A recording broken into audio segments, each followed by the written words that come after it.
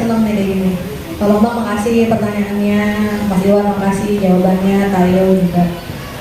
Ya jadi nggak cuma ngoceh di ini aja ya, di grup atau bikin status-status, tapi kalian juga harus mampu apa ya, menyuarakan, terus menampilkan juga keberanian kalian. Masalah mitra kepolisian, berapa kali saya sudah menyampaikan, semua masyarakat Indonesia itu adalah mitranya kepolisian. Setiap warga negara itu berhak dan wajib membantu pemerintah, dalam hal ini kepolisian, untuk mewujudkan suasana dan situasi yang kondusif, aman, tertib. Makanya ada program Kamtibmas, keamanan dan ketertiban masyarakat. Siapa yang boleh jadi mitra kepolisian? Kita semua, tidak hanya driver. Jadi kalau ada judul mitra kepolisian tidak menjadikan Anda sakti. Itu yang harus dipahami, ya. Tidak ada dan tidak boleh ada di negara ini yang sakti dan kebal hukum, apalagi cuma bermodalkan tulisan mitra kepolisian. Terus kenapa RBPI atau komunitas-komunitas lain pakai gaya-gayaan tulis mitra kepolisian? Itu hak setiap orang, setiap masyarakat itu boleh menulis itu. Nanti kalau untuk negosiasi, tadi yang Mas Iwan sampaikan, kalau Anda salah, tahu diri, minta maaf, ya. Kalau misalkan bisa diajak nego polisinya, artinya kita hanya mengandalkan kemurahan hati polisi tersebut. Tapi kalau polisinya ngada-ngada, terus kita bener hajar sampai manapun, laporkan ke pusat. Jangan pernah takut, mau jenderal kayak yang turun. Kita punya kekuatan massa, punya kekuatan media. Sopir kalau udah main media satu orang aja, habis udah karir orang. Tapi kalau kamu salah, tahu diri. Intonasinya dibetulkan, iramanya, bahasanya. Jangan orang tuh udah salah, ya kan, ngotot, cuma bermodalkan stiker mitra kepolisian. Kamu siapa? Jadi mitra kepolisian itu hanya slogan. Dan kenapa kebanyakan komunitas pengemudi atau organisasi pengemudi pakai itu? Karena dari sekian masyarakat Indonesia, pengemudi adalah salah satu instrumen atau elemen masyarakat yang pekerjaannya itu bersinggungan langsung dengan kepolisian dan Kamtibmas itu sendiri. Gitu. Jadi pertama, jangan menganggap diri kamu sakti cuma karena ada tulisan mitra kepolisian. Enggak. Kamu salah ya salah. Kalau kamu benar, hajar. Gitu ya, dipahami ya. Jadi mitra kepolisian itu apa? Apa terus kita jadi kebal hukum? Enggak. Saya juga malu. Siapa tuh waktu itu ya, Alan? Siapa? Yang ketilang karena di jalur busway apa pas putaran apa tuh di HI itu, telepon saya. Ya kan? Saya suruh ngomong sama polisi belain anggota saya yang salah jalur, kan saya malu. Itu polisinya nggak enak aja. Ya udah Bu, nggak apa-apa. Saya bilang kasihlah uang rokok. Kan malu ya, gitu. Bisa dipahami nggak? Ada yang mau debat lagi? Ayo, silakan. Jadi yang peteng-peteng kalau cuma ada tulisan mitra kepolisian, nggak, bukan berarti kamu terus lolos gitu. Kan Galang itu kan pernah kita keroyok di grup. Ya Galang? Aku nggak. Itu loh Galang, yang mukanya udah nyebelin, kelakuannya lebih nyebelin. Ya kan? Dia bilang armada kita udah ada stiker RBPI Bu, tapi masih dihajar juga nih sama apa oknum gitu. Itu kenapa? Kamu salah nggak? Kan kayak gitu pertanyaannya. Ya kalau kamu bener, ya kita habisin itu oknumnya, gitu. Kalau dicari-cari kesalahan nggak masuk akal. Pembinanya kita itu di polisi jenderal polisi bintang 3, pembinanya RBPI. Terus kita jadi petang-petang di bawah, nggak boleh, nggak bisa. Galang aja terus kata Galang. Gitu ya, kasusnya apa gitu. Jangan kalau bikin kesalahan, Pak kita nih mitranya Bapak, terus katanya polisi punya MOU nggak ya, punya PKS nggak ya, gitu kan, nggak punya juga. Mitra kepolisian itu artinya adalah kita adalah elemen masyarakat yang lingkupnya itu bersinggungan langsung dengan lingkupnya kepolisian, dalam hal ini Kamtibmas, sehingga kita melabeli organisasi kita dengan mitra kepolisian. Artinya kita membuka diri jika kepolisian punya program-program tentang keamanan masyarakat, ketertiban, kita membuka diri untuk dilibatkan itu, termasuk mengamankan atau melaporkan kalau ada tindakan-tindakan kriminal di jalan, tindakan-tindakan pelanggaran hukum di jalan. Itulah arti dari makna dari mitra kepolisian.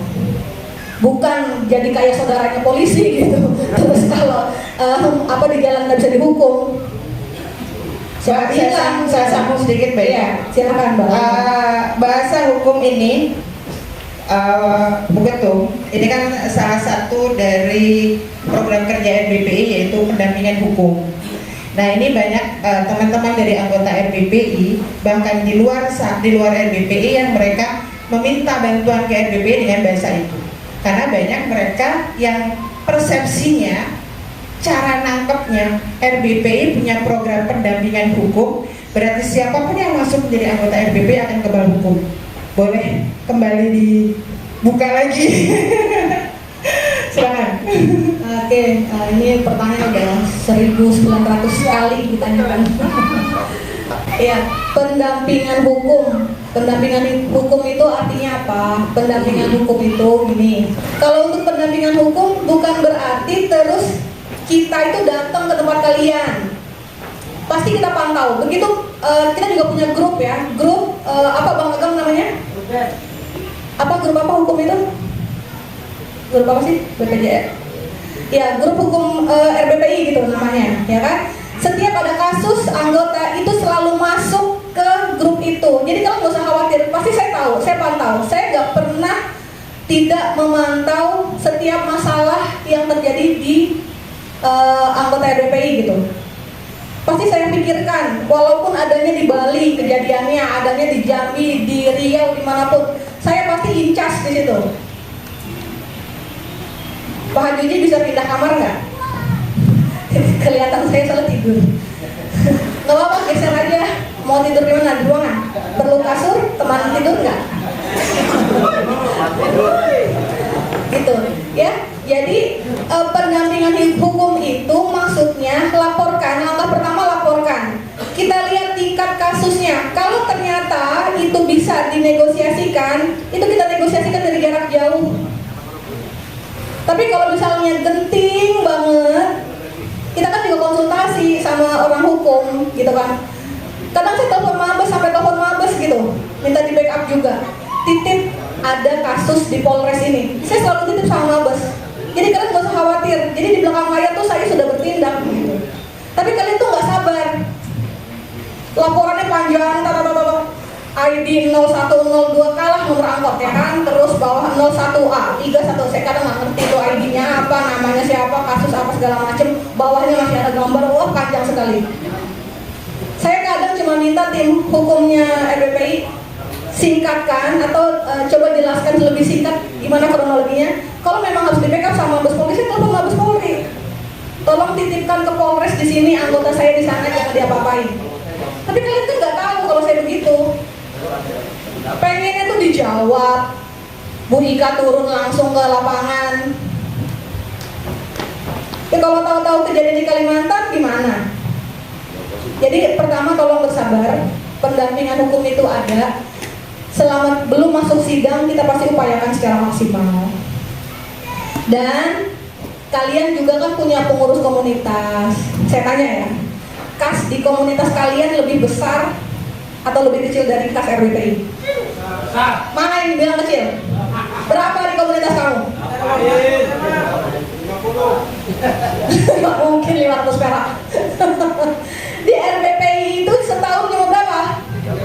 35.000. Sebulannya berapa? 2.000 sekian, nggak sampai 3.000. Komunitasmu berapa, Galang? FT 20.000 sebulan. Kalau ada kasus sedikit gitu doang, ya kan, tetap di bawah pantauan RBPI. Kalian kan nggak rugi. ngeluarin juga ikut ngurus juga. Jadi jangan curang, komunitas kasnya lebih besar, tuntutannya lebih berat ke RBPI, nggak fair dong. Yang penting sabar gitu loh. Kadang saya kesel banget ya kan, pengurusmu tuh ada berapa? Nih kayak Pablo nih. Pablo itu sering banget sebenarnya mengalami kasus, bener gak? Tapi kalau kasus-kasus kecil ngerengek gak? Baru kemarin minta tolong soal siapa tuh yang kemarin kasus yang di Cianjur, Panji. Itu karena sudah nginep berhari-hari, tidak ada kemajuan negosiasi, baru saya turun tangan kok. Ya salahmu sendiri kok. FD ini loh pengurusnya, nggak pernah ke rumah ketua umum, nggak pernah bawain makanan, nggak pernah bawain minuman.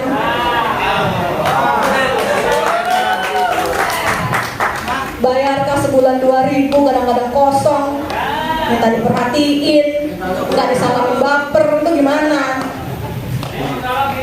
Besok mau Anip tuh Bu. Besok mau Anip, saya suruh datang jauh, nggak ada jemputan.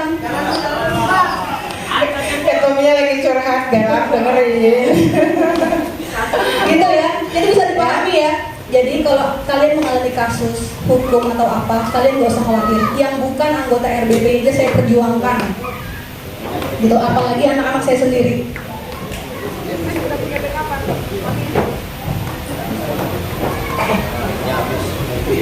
Saya udah punya backupan langsung dari Mabes Polri, saya minta tolong, gitu, ya kan?